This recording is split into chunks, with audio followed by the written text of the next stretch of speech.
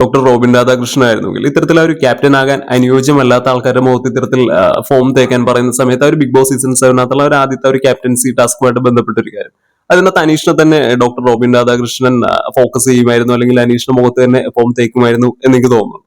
പോട്ടെ, അഖിൽമാരായിരുന്നെങ്കിൽ ആരെയാണ് ടാർഗറ്റ് ചെയ്യാൻ സാധ്യതയുള്ളത്? ഇത്തരത്തിൽ അനീഷിന് പുറകെ തന്നെ പോകാൻ സാധ്യതയുണ്ട് എന്നെനിക്ക് തോന്നുന്നുണ്ടോ? അപ്പൊ നമ്മൾ എന്തായാലും ഇപ്പൊ നോക്കാൻ പോകുന്നത് സീസൺ 7 ഡോക്ടർ റോബിൻ രാധാകൃഷ്ണനോ അല്ലെങ്കിൽ അഖിൽമാരോ ആയിരുന്നു ഉണ്ടായിരുന്നെങ്കിൽ ഈ പറയുന്ന സീസൺ 7 എത്തരത്തിൽ പോയാൽ ഈ പറയുന്ന അനീഷിന് ഈ കിട്ടുന്ന ഒരു സ്റ്റാർഡോ ഫാൻ ബേസ് കിട്ടുമായിരുന്നോ എന്നൊക്കെയാണ് നമ്മൾ എന്തായാലും ഇപ്പൊ നോക്കാൻ പോകുന്നത്. അത് നമ്മൾ വിഷ്വൽസും എന്തായാലും ആഡ് ചെയ്യുന്നുണ്ട്. പക്ഷെ ഇതൊരിക്കലും ഡയറക്റ്റ് ബിഗ് ബോസ് ഹൗസിലെ വിഷ്വൽസ് അല്ല, നമ്മൾ ഇത്തരത്തിൽ ക്രിയേറ്റ് ചെയ്തിരിക്കുന്നതാണ്. അതിന്റെ ബാക്ക്ഗ്രൗണ്ട് അടക്കം ഒരുപാട് വ്യത്യാസം ഉണ്ടാവും. അപ്പൊ ഇതിൽ ഒന്നാമത്തെ മനസ്സിലാക്കേണ്ട ഒരു കാര്യം എന്ന് പറഞ്ഞാൽ ഡോക്ടർ റോബിൻ രാധാകൃഷ്ണനും അനീഷും ഏകദേശം ഇവരൊരു ക്രക്സ് സെയിം ആണ്. അതായത് ഇവരുടെ ഒരു ഗെയിം പ്ലാൻ ആയിക്കോട്ടെ, സ്ട്രാറ്റജി ആയിക്കോട്ടെ, ഇതെല്ലാം അവരാ ഒരു എത്തരത്തിലായിരിക്കണം ഇവിടെ നിൽക്കുന്നത്, അല്ലെങ്കിൽ മറ്റുള്ളവരുമായിട്ടുള്ള ഇന്ററാക്ഷൻ ഏത് രീതിയിലൊക്കെ വേണം, അല്ലെങ്കിൽ അതിന്റെ ഒരു ലിമിറ്റ് എത്രത്തോളം ആയിരിക്കണം എന്നതൊക്കെ ഇവർ ഏകദേശം പ്രീ പ്ലാൻഡ് ആണ്.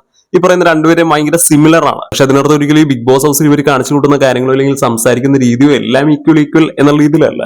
പക്ഷെ അവരൊരു ബേസ് ക്രക്സ് ഉണ്ടല്ലോ, അതായത് ഇവര് എടുത്തിരിക്കുന്ന സ്ട്രാറ്റജി എന്ന് പറഞ്ഞ ഒരു കാട്ടിലെ സിംഹം എന്ന് തന്നെ നമുക്കാണെങ്കിൽ പറയാം. അതായത് ഇവരാ ഒരു ടെറിട്ടറിയിൽ, അല്ലെങ്കിൽ അതായത് ഇപ്പൊ ബിഗ് ബോസ് സീസൺ 7 ഇയാളാണ്, അനീഷാണ് സിംഹം എന്നുള്ള ഒരു ആറ്റിറ്റ്യൂഡിലാണ് അനീഷ് എന്നാലും പെരുമാറുന്നത്. അത് നമുക്ക് കാണാവുന്നതാണ്. നമ്മൾ ഓരോ ഇവന്റ്സ് ആയിട്ട് നമ്മൾ എന്തായാലും പറയുന്നതാണ്. ഇപ്പൊ എന്താ ഡോക്ടർ റോബിൻ രാധാകൃഷ്ണൻ ഒരു കേസ് നോക്കിയാൽ നമുക്കറിയാം, അദ്ദേഹമാണ് ആ ഒരു കാട്ടിലെ സിംഹം, അല്ലെങ്കിൽ ഒരു സീസൺ 4 കണ്ടവർക്ക് അറിയാം. അതിനകത്തൊരു രാജാവ് എന്നുള്ള ഒരു ആറ്റിറ്റ്യൂഡിൽ മുന്നോട്ട് പോയിരുന്ന ഒരു മത്സരാർത്ഥി ആരാണ് നോക്കിയാൽ അത് ഡോക്ടർ റോബിൻ രാധാകൃഷ്ണനാണ്. എന്തോന്നാലും കപ്പ് തനിക്ക് തന്നെയാണ് എന്നുള്ളൊരു ആറ്റിറ്റ്യൂഡ് പിടിച്ച് തന്നെ മുന്നോട്ട് പോയിക്കൊണ്ടിരുന്ന ഒരാൾ തന്നെയാണ്. പക്ഷെ ഒരു ഗെയിം പ്ലാൻസ് തമ്മിലും മറ്റു ആൾക്കാരുമായിട്ടുള്ള ഇന്ററാക്ഷൻസിലും എല്ലാം ഒരുപാട് വ്യത്യാസമുണ്ട്. കാര്യം എന്ന് വെച്ചിട്ടുണ്ടെങ്കിൽ അനീഷ് എന്ന് പറയുന്ന ഒരു ആംബിവേർട്ട് എന്ന് പറയുന്ന ഒരു കാറ്റഗറി പെടുത്താൻ പറ്റുന്ന ഒരാളാണ്. കാര്യം അദ്ദേഹം അങ്ങനെ ഭയങ്കരമായിട്ട് എല്ലാത്തിലും ചാടിത്തുള്ളി നിൽക്കുന്നത്, ഭയങ്കര ഒരു എനർജറ്റിക് ആയിട്ട് ഇത്തരത്തിലൊരു എക്സ്ട്രോവേർട്ട് എന്ന് പറയുന്ന രീതിയിലൊന്നും ബിഹേവ് ചെയ്യുന്ന ഒരാളൊന്നും അല്ലല്ലേ. അത് ബിഗ് ബോസിൽ നിന്ന് പുറത്തിറങ്ങിയ ശേഷം നമുക്ക് കാണാവുന്നതാണ്. കുറച്ച് ഒതുങ്ങിക്കൂടി നിൽക്കുന്ന ഒരു ആളാണ്. അപ്പൊ അദ്ദേഹത്തിന്റെ ആ ഒരു പരിമിതികൾ അദ്ദേഹത്തിന് അറിയാം. അതുപോലെ തന്നെ ഡോക്ടർ റോബിൻ രാധാകൃഷ്ണൻ ഒരു കേസ് നോക്കിയാൽ അദ്ദേഹം ഭയങ്കര ഒരു ഹൈപ്പർ ആയിട്ട് നിന്നിട്ട് ഭയങ്കരമായിട്ട് ആൾക്കാരോട്ട് ഇന്ററാക്ട് ചെയ്യുന്ന ഭയങ്കര ഒരു എക്സ്ട്രോവേർട്ട് എന്ന് പറയുന്ന ഒരു കാറ്റഗറി പെടുത്താൻ പറ്റുന്ന ഒരാളാണ്. അതുകൊണ്ട് തന്നെ പ്രത്യക്ഷമായിട്ട് നോക്കുന്ന സമയത്ത് ഇവർ തമ്മിൽ അങ്ങനെ വലിയ രീതിയിൽ സിമിലാരിറ്റീസോ കാര്യങ്ങളൊന്നുമില്ല. പക്ഷെ ഒരു ബേസ് രണ്ടുപേരും സെയിം ആണ്, അല്ലെങ്കിൽ ഇവരുടെ ഒരു ആറ്റിറ്റ്യൂഡ് രണ്ടുപേരും സെയിം ആണ്. അഖിൽമാരാറിന്റെ ഒരു കേസ് വരികയാണെങ്കിൽ ഇതിനകത്ത് കുറച്ച് മാറ്റങ്ങളുണ്ട്. അതായത് ഇവരുടെ സെയിം ക്രക്സിലല്ല അഖിൽമാരാർ നിൽക്കുന്നത്, അല്ലെങ്കിൽ അഖിൽമാരാറിന്റെ ഒരു ഗെയിം പ്ലാൻ തന്നെ വേറെയാണ്. അപ്പൊ അതിനെക്കുറിച്ചൊക്കെ നമ്മൾ എന്തായാലും ഡീറ്റെയിൽ ആയിട്ട് നോക്കാം. അപ്പൊ എന്നാലും അനീഷ് എങ്ങനെയാണ് ഈ സീസൺ 7 തുടങ്ങിയപ്പോൾ തുടക്കം മുതലേ ഇവരെ തന്റെ വരയിലേക്ക് കൊണ്ടുവന്നത്, അതായത് മറ്റ് മത്സരാർത്ഥികളെ താൻ വരച്ച വരയിലേക്ക് കൊണ്ടുവന്ന് തുടങ്ങി, അല്ലെങ്കിൽ കാട്ടിലെ രാജാവാകാൻ അനീഷ് എപ്പോഴാണ് സ്റ്റാർട്ട് ചെയ്ത് നോക്കുകയാണെങ്കിൽ നമ്മൾ ഡേ 1 തന്നെ നോക്കുകയാണെങ്കിൽ ഷാനവാസിനെ ഒരു ബാൻഡ് എടുക്കാൻ വേണ്ടി ഇറിറ്റേറ്റ് ചെയ്ത് ഷാനവാസിന്റെ പുറകെ നടന്ന് അനീഷ് അത് എടുക്കാൻ വേണ്ടി നോക്കുകയും അവസാനം ഷാനവാസിന് മധ്യമായിട്ട് അത് ഊരിയിട്ട് എന്നാലും ഒണിയലിന്റെ കയ്യിലേക്ക് എന്നാലും കൊടുക്കുന്നുണ്ട്. അപ്പൊ ആ ഒരു കാര്യത്തിൽ നിന്ന് തന്നെ ഈ പറയുന്ന അനീഷിന്റെ ഒരു പവർ കാണിക്കാൻ തുടങ്ങുന്നത്, അതായത് താൻ എന്തിനു വേണ്ടിയാണ് ടാർഗറ്റ് ചെയ്ത് ഇറങ്ങിയിരിക്കുന്നത് അതിന്റെ ഒരു പരിധിവരെങ്കിലും എത്തിക്കാൻ തന്നെ കൊണ്ട് സാധിക്കും എന്നുള്ളൊരു കാര്യം മറ്റുള്ള ആൾക്കാരിലേക്ക് എത്തിക്കാൻ അദ്ദേഹത്തിനെ കൊണ്ടൊന്നും സാധിക്കുന്നുണ്ട്. പക്ഷേ ഈ പറയുന്ന ഒണിയൽ സാബുവിന്റെ കയ്യിലേക്ക് കൊടുത്തതിന് ശേഷം ഒണിയൽ സാബുവിന്റെ പുറകെ അനീഷ് എന്നാലും പോകുന്നില്ല. കാര്യം ഒണിയൽ സാബുവിനെ കുറിച്ച് എന്നാലും ഡാറ്റ കിട്ടുന്നതിനകത്ത് അനീഷിന് നല്ലൊരു പരിമിതിയുണ്ട്. കാര്യം വെച്ചിട്ടുണ്ടെങ്കിൽ ഒണിയൽ സാബു അങ്ങനെ ഭയങ്കര ഒരു സെലിബ്രിറ്റി സ്റ്റാറ്റസിലുള്ള ആളോ കാര്യങ്ങളൊന്നും ആവുന്നില്ല. അതായത് ഇൻസ്റ്റയിലും കാര്യങ്ങളൊക്കെ ആക്റ്റീവ് ആണെങ്കിൽ പോലും ഷാനവാസിന് കിട്ടുന്ന ഡാറ്റ പോലെ, അല്ലെങ്കിൽ അനുമോളിനെ കുറിച്ച് അന്വേഷിക്കുമ്പോൾ കിട്ടുന്ന ഡാറ്റ പോലുള്ള ഡാറ്റാസ് ഒന്നും അനീഷിന് എന്നാലും കിട്ടുന്നില്ല. ഈ ഡാറ്റയുടെ ഗുണം എന്താണെന്ന് നോക്കുകയാണെങ്കിൽ ഡോക്ടർ റോബിൻ രാധാകൃഷ്ണനും ഡേ 1 തന്നെ ഇത്തരത്തിൽ സംസാരിക്കുന്ന സമയം പറഞ്ഞിട്ടുള്ള ഒരു കാര്യമാണ്, മറ്റ് ആൾക്കാരെ കുറിച്ചുള്ള എല്ലാ ഡാറ്റയും കളക്ട് ചെയ്തിട്ട് പ്രീ പ്ലാൻഡ് ആയിട്ട് വന്നിരിക്കുന്ന ഒരാൾ തന്നെയായിരുന്നു ഡോക്ടർ റോബിൻ രാധാകൃഷ്ണൻ.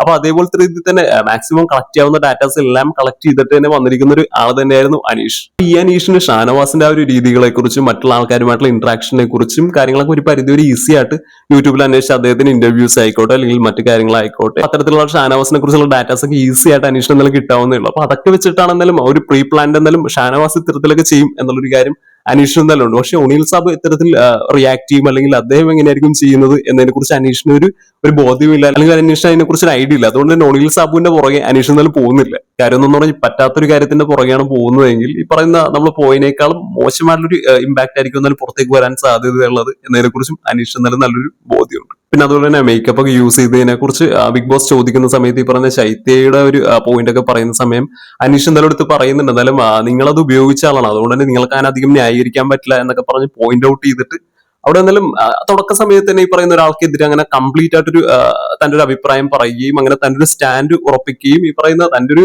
നിലപാടുകൾക്ക് മുന്നിൽ ഈ പറയുന്ന മറ്റു മത്സരാർത്ഥികളുമായിട്ടുള്ള ഒരു ബന്ധങ്ങളോ കാര്യങ്ങളോ ഒന്നും അത് വലിയ രീതിയിൽ തന്നെ ബാധിക്കുന്നില്ല എന്നുള്ളൊരു കാര്യം പറയുന്ന മറ്റു മത്സരാർത്ഥികൾക്ക് മുന്നിലേക്ക് എന്തായാലും എത്തിക്കാൻ അനീഷിന് എന്തായാലും സാധിക്കുന്നുണ്ട്. നല്ല ഇതിന് അനീഷ് എന്തായാലും ഉപയോഗിക്കുന്നുണ്ട്. അതുകൊണ്ട് തന്നെ മറ്റുള്ളവർക്ക് ഈ പറയുന്ന അനീഷിനോട് ഒരു ഹെയ്റ്റ് എന്തായാലും ഈ പറയുന്ന തുടക്കത്തിൽ ഒരു ഫസ്റ്റ് ഡേ തന്നെ എന്നാലും തോന്നി തുടങ്ങുന്നുണ്ട്. കാര്യം എന്താന്ന് പറഞ്ഞാൽ കാട്ടിലെ രാജാവ് എന്ന് പറഞ്ഞാൽ എല്ലാവർക്കും ഭയങ്കര വേണ്ടപ്പെട്ട വളരെയധികം സൗഹൃദമുള്ള ഒരാളൊന്നും ആയിരിക്കില്ലല്ലോ. പിന്നെ അത് മാത്രമല്ല അനീഷിന്റെ ഒരു കാര്യം നോക്കുകയാണെങ്കിൽ ഞാൻ പറഞ്ഞു അനീഷ് ആംബിവേർട്ട് ആണ്. അതുകൊണ്ട് തന്നെ ഈ പറയുന്ന മറ്റുള്ള ആൾക്കാരോട് ഭയങ്കരമായ ഒരു ഫ്രണ്ട്ലി ബോണ്ടിങ്ങിലേക്ക് പോവുകയാണെങ്കിൽ അനീഷിന് അവിടെ ഒരു റൂൾ ചെയ്യാനുള്ള സാധ്യത അവിടെ നിന്നും കുറഞ്ഞു പോകും. കാര്യം എന്ന് പറഞ്ഞാൽ അദ്ദേഹം ഒരു ആംബിവേർട്ട് ആണ്, ഭയങ്കര എക്സ്ട്രോവേർട്ടോ ഭയങ്കര എനർജറ്റിക് ആയിട്ട് ചാടി നിൽക്കുന്ന ഒരു ആളോ കാര്യങ്ങളൊന്നുമില്ല. അതുകൊണ്ട് തന്നെ അദ്ദേഹം ഒരു നേതൃസ്ഥാനത്തേക്ക് വരാനോ അല്ലെങ്കിൽ അദ്ദേഹത്തിന് അത്തരത്തിലൊരു നേതാവായിട്ട് ആൾക്കാർ കാണാനോ എല്ലാം ഉറപ്പായിട്ടൊരു മടിക്കും. കാരണം വെച്ചാൽ മറ്റ് ആൾക്കാരിനകത്ത് ഭയങ്കര ഒരു എക്സ്ട്രോവേർട്ട് ആയിട്ട് ഭയങ്കര ഒരു എനർജറ്റിക് ആയിട്ട് നിൽക്കുന്ന ഒരുപാട് ആൾക്കാരുണ്ട്. അതുകൊണ്ട് തന്നെ ആംബിവേർട്ട് ആയിട്ടുള്ള അനീഷിന്റെ ഒരു പവർ പോവാതിരിക്കാൻ വേണ്ടി ഈ പറയുന്ന മറ്റ് മത്സരാർത്ഥികൾക്കിടയിൽ റൂൾ ചെയ്ത് തനിക്ക് മുന്നോട്ട് വരണം എന്നുള്ളൊരു ആഗ്രഹം ഉള്ളതുകൊണ്ട് തന്നെ ഇത്തരത്തിലൊരു ബോണ്ടിങ്ങോ ഫ്രണ്ട്ഷിപ്പോ കാര്യങ്ങളോ ഒന്നും തന്നെ വേണ്ട എന്നുള്ളൊരു കാര്യം പ്രീ പ്ലാൻഡ് ആയിട്ട് അനീഷ് എന്തായാലും ഉറപ്പിച്ചിരുന്നു. അല്ലെങ്കിൽ തന്നെ അനീഷ് എന്തായാലും വർക്ക്ഔട്ട് ചെയ്യുകയും ചെയ്തിരുന്നു. അതുപോലെ തന്നെ ഈവനിങ്ങിൽ നിന്ന് എല്ലാവരുമായിട്ട് സംസാരിക്കുന്ന സമയം പറയുന്നുണ്ട് അനീഷ് എനിക്ക് റെസ്പെക്ട് കിട്ടണം, ഞാൻ നിങ്ങൾക്ക് റെസ്പെക്ട് തരും, പക്ഷെ എനിക്കും റെസ്പെക്ട് കിട്ടിയിരിക്കണം എന്നുള്ളൊരു കാര്യം പറയുന്നുണ്ട്. അപ്പൊ തന്നെ മറ്റു പല ആൾക്കാരും പറയുന്നുണ്ട് ഒന്നും അങ്ങനെ ചോദിച്ചു മേടിക്കേണ്ടതല്ലോ, റെസ്പെക്ട് ഒക്കെ ഓരോരുത്തരും അറിഞ്ഞു തരേണ്ടതല്ലേ എന്നൊക്കെ പറയുന്നുണ്ട്.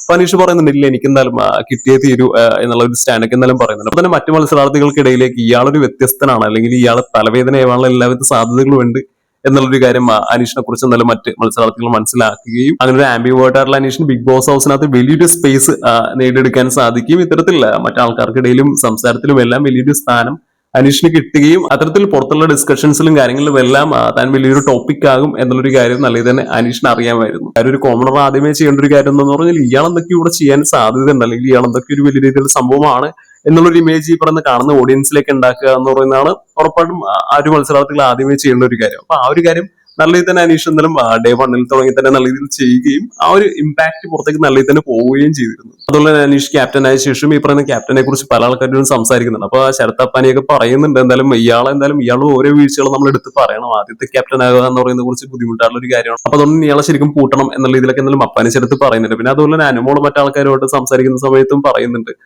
അദ്ദേഹത്തിന് എന്തായാലും അദ്ദേഹത്തിന്റെ തെറ്റുകൾ മനസ്സിലാക്കണം. നമ്മളെല്ലാവരും അന്ന് പറഞ്ഞപ്പോഴത്തേക്കും അദ്ദേഹത്തിന് എന്തായാലും മനസ്സിലാക്കണം. അപ്പൊ എന്തായാലും അതൊക്കെ മാറ്റിയിട്ട് ഇനി എന്തായാലും അദ്ദേഹം മുന്നോട്ട് പോകാൻ സാധ്യതയുണ്ട് എന്നൊക്കെ എന്തായാലും അനുമോള് പറയുന്നത്. പക്ഷെ അതൊന്നും തന്നെ അനീഷിന് അറിയാൻ പാടില്ല തെറ്റുകളോ കാര്യങ്ങളൊന്നും അല്ല, അതെല്ലാം പക്ക പ്രീ പ്ലാൻഡ് തന്നെയായിരുന്നു. അതിനുശേഷം ഒരു മെഡിക്കൽ സപ്പോർട്ടുമായിട്ട് ബന്ധപ്പെട്ട ഒരു കാര്യം ഇപ്പൊ രേണുസുതി എന്നിട്ട് അനീഷിന്റെ അടുത്ത് പറയുകയും ഇത്തരത്തിൽ തലവേദന ഉണ്ടെന്നൊക്കെ പറയും. അനീഷ് അങ്ങനെ ഡോക്ടറിന്റെ ഒരു സപ്പോർട്ടും കാര്യങ്ങളൊക്കെ ആവശ്യപ്പെടുന്നുണ്ട്. അതേസമയം ഷാനവാസിനെ കുറിച്ച് പറയുന്നില്ല, ഷാനവാസിന് ഇത്തരത്തിലൊരു തലവേദനയും കാര്യങ്ങളും എല്ലാം ഉണ്ടായിരുന്നു എന്നുള്ള രീതിയിൽ പറയുന്നുണ്ട്. പക്ഷെ അനീഷിനത് ഡയറക്റ്റ് ആയിട്ട് പറഞ്ഞില്ല എന്നുള്ളൊരു കാര്യം കൊണ്ട് തന്നെ ഇത്തരത്തിൽ ഡോക്ടറിന്റെ ഒരു സപ്പോർട്ടിനെ കുറിച്ചൊന്നും ഈ പറയുന്ന ഷാനവാസിന് വേണ്ടി എന്തായാലും അനീഷ് എന്തായാലും പറയുന്നില്ല. ഇതിനെക്കുറിച്ചൊക്കെ ചോദിച്ചിട്ട് ഒരുപാട് പ്രശ്നങ്ങൾ ഉണ്ടാവുന്ന സമയത്തും പറയുന്നുണ്ട് ഷാനവാസിന് എന്തെങ്കിലും ആവശ്യമുണ്ടെങ്കിൽ ഷാനവാസ് എന്റെ അടുത്ത് വന്ന് പറയണം, അതായത് ഇങ്ങോട്ട് വന്ന് പറഞ്ഞാൽ അങ്ങോട്ട് ചെയ്തു തരും എന്നുള്ളൊരു കാര്യം. അതായത് തന്റെ അടുത്തേക്ക് എല്ലാവരും വരികയും തനിക്ക് ആ ഒരു നല്ല രീതിയിലൊരു പരിഗണന വേണം, അത് ലഭിക്കണം എന്നുള്ളൊരു കാര്യം തന്നെയാണ് അല്ലെങ്കിൽ അനീഷിന്റെ ഒരു സ്റ്റാൻഡ് തന്നെയാണ് നമുക്കിവിടെ കാണാൻ സാധിക്കുന്നത്. അതായത് ഒരു രാജാവ് എന്നുള്ള ആറ്റിറ്റ്യൂഡ് പിടിച്ചതിന് മുന്നോട്ട് പോയിക്കൊണ്ടിരിക്കുന്ന ഒരു അനീഷിനെ തന്നെയാണ് നമുക്ക് എന്തായാലും ഇവിടെ കാണാൻ സാധിക്കുന്നത്. അതുപോലെ തന്നെ ഇത് പ്രശ്നമാകുന്ന സമയത്ത് ഇതിനിടയിൽ നിന്ന് അനീഷിനെ രക്ഷിക്കുന്നതും പിടിച്ചു മാറ്റുന്നതും എല്ലാം അനുമോളാണ്.